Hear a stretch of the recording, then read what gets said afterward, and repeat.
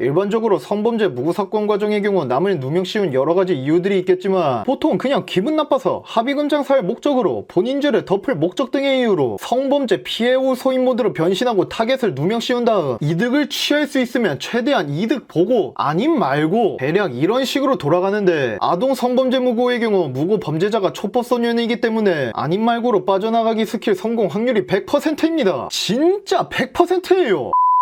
안녕하십니까, 곰표입니다. 예전부터 성범죄 가지고 누명 씌우는 사례가 많은 건 익히 들었지만 최근 밝혀진 성범죄 무고 사건들은 나름 생소한 편이고 충격적이기까지 합니다. 주요 키워드는 아동, 청소년, 어린이, 미성년자, 그리고 굉장히 중요한 키워드 촉법소년! 심지어 성범죄 플러스 무고죄 플러스 촉법소년이라는 아주 끔찍한 조합을 만들어낼 수도 있습니다. 그걸 다 합치면 아동, 청소년, 성범죄, 무고사건이 됩니다. 성범죄 중에서도 유독 악질인 아동 성범죄, 그만큼 그거 가지고 누명 씌우는 것도 아동 성범죄자와 동급으로 악질입니다. 제가 예시를 하나 드리겠습니다. 만약 초등학생인 여자아이가 성인 남자에게 성추행당했다고 누명 씌우면 무고당한 사람은 일반적인 성범죄 무고사건보다 훨씬 더 절망적인 상황이 발생합니다. 얼마나 절망적인지 여러분들도 알기 쉽게 설명해드리자면, 아무 짓도 안 했는데 졸지에 흉악범 취급을 당하고 기껏 누명을 벗는데 성공해도 여전히 흉악범 취급을 당한다고 보시면 됩니다. 지금은 정권이 교체돼서 사법부를 포함한 대부분 분야에서 패미들의 힘이 약해졌긴 하지만 여전히 법이 이상하게 돌아가고 있는 이상 안심할 수 없습니다. 누명을 벗을 확률이 높아졌어도 한번 성범죄자 낙인이 찍히면 영구적으로 명예회복이 불가능한 건 여전하기 때문에 늘 조심하시는 게 좋습니다. 아니지 이건 조심한다고 해결될 일이 아니지. 솔직히 법을 제대로 뜯어고치지 않는 이상 절대 해결이 될 리가 없지. 이래라 국회의원. Anyway, 일반적으로 성범죄 무고사건 과정의 경우 남을 누명씌운 여러가지 이유들이 있겠지만 보통 그냥 기분 나빠서 합의금 장사할 목적으로 본인 죄를 덮을 목적 등의 이유로 성범죄 피해 후 소인 모드로 변신하고 타겟을 누명씌운 다음 이득을 취할 수 있으면 최대한 이득 보고 아님 말고 대략 이런 식으로 돌아가는데, 아동 성범죄 무고의 경우 무고 범죄자가 촉법소년이기 때문에 아님 말고로 빠져나가기 스킬 성공 확률이 100%입니다. 진짜 100%예요. 촉법소년 버프가 이렇게나 무섭습니다. 누명을 끝까지 못 벗어서 전국민에게 평생 욕먹으면서 억울하게 10년 이상 깜빵에서 썼거나 기껏 누명을 완전히 벗어도 무고 가해자는 욕먹을 거 이외엔 피해를 볼 게 거의 없다시피 합니다. 반면 무고당한 피해자는 같은 편이 많이 생기긴 하겠지만 여전히 패미들에게 성범죄자 취급을 받을 것이고, 누명을 벗는다고 해서 무고 피해자의 명예와 행복한 일상생활이 영구적으로 회복되지 않습니다. 그렇기 때문에 진범을 영원히 10명씩이나 놓쳐도 단 한 명의 억울한 사람을 절대 만들지 말라는 걸 유독 강조하는 겁니다. 여러분들이 흔히 하는 무죄 추정의 원칙 말입니다. 그걸 모르는 사법부 관계자는 단연컨대 단 한 명도 없을 텐데 도대체 왜 이러는 거지? 물론 피해자를 절실히 도와주고 범죄를 근절해야 하는 건 매우 당연한 겁니다. 근데 MBTI 그 F조차 고개를 절레절레 할 정도로 떼복 감성을 노골적으로 보여준다는 게 매우 큰 문제입니다. 참고로 저는 무료검사 기준으로 어지간해서 INFJ가 나옵니다. 철저히 MBTI만 가지고 따졌을 때 저는 이성보다 감성이 충만한 사람이라고요. 뜬금없이 MBTI 얘기 나온 김에 그거 가지고 설명하자면, 모든 여자는 무조건 피해자, 모든 남자는 무조건 가해자란 마인드를 가지고 일단 필터링 없이 싸지르는 꼬라지가 너 T야? 너 F야? 하면서 MBTI 과몰입을 넘어서 아예 평년을 만들어버리는 짓과 다를 게 없습니다. 저런 사람들이 나중에 어떤 MBTI가 성범죄자 유형일까? 라고 진지하게 고민하는 거 아닌가 하는 합리적 의심이 듭니다. 자, 다음은 실제로 무슨 사건들이 터졌는지 빠르게 알아보겠습니다. 2023년에 알려진 아동 청소년 성범죄 무고사건 사례들을 정리해보겠습니다. 잼민녀가 초등학교 담임쌤을 누명 씌운 사건, 진범을 잡긴 했지만 예전에 무고한 사람이 구속까지 당한 사건, 누명 벗는데 성공했으나 스쿨미투로 인해 이미 모든 걸 잃어버린 안타까운 사건. 사건 자체는 2023년 이전에 터졌지만 2023년에 본격적으로 알려진 무고사건만 해도 이 정도입니다. 하물며 몇 년 전에 알려진 무고사건들은 영상에 다 넣기 힘들 정도로 많습니다. 아무튼 오래전에 있었던 인상 깊은 사건으로 당시 10대 여성이 일면식도 없는 사람을 누명 씌운 어이없는 사건이 떠오르네요. 성인과 성인 사이에서 발생한 성범죄 무고사건의 경우도 올해 많이 알려지기 시작했는데 내년 이후엔 더 많은 무고사건이 공개적으로 알려질 거라고 장담합니다. 패미 대통령 문재인에서 여거부 폐지 공약을 내세운 윤석열로 정권 교체가 되면서 경찰 분위기는 몰라도 검찰 분위기가 바뀌어서 하면서 늦게라도 무죄 추정의 원칙과 증거재판주의가 점점 정상화됐을 것으로 추정합니다. 그러지 않고서야 문재인 정부 시절에 발생한 사건이 윤석열 정부 이후에나 무고로 밝혀지는 일이 거의 발생하지 않았을 겁니다. 적어도 제 생각은 그러합니다. 성범죄가 중범죄인 만큼 성범죄 무고도 범죄라는 사실을 이미 많은 분들이 알고 있지만 지금도 여전히 억울하게 성범죄자 낙인이 찍혀서 억울하게 인생이 꼬이고 막상 무고죄를 저지른 범죄자는 아닌 말고식으로 쉽게 빠져나가는 일이 여전히 많이 존재합니다. 이건 일반인이 어떻게 할 수가 없는 영역이라 국민들이 동일 범죄 동일 처벌을 외쳤으면 정치인들이 제발 좀 듣고 실제로 실행에 옮겼으면 합니다. 정치인이 성범죄 저지른 사건은 있어도 성범죄 무고를 당한 사건은 아직 존재하지 않아서 그래서 체감을 못하시는 것 같은데 국회의원이 성범죄 무고를 당하고 무고 사실이 밝혀지면 과연 어떤 행동을 보일까요? 특히 촉법소년이 아동 성범죄로 정치인을 누명 씌운다면 누구보다 빠르게 무고죄 강화에 앞장서는 국회의원이 될지도 모르겠군요. 아니다, 그 전에 촉법소년 한 명 때문에 정치 생활이 완전히 끝날 확률이 훨씬 높겠군요. 이거 국회의원이 허위 미투 당하기 전에 법을 빨리 뜯어 고치는 게 좋을 텐데. 아무튼 시청해주셔서 감사합니다. 그럼 이만.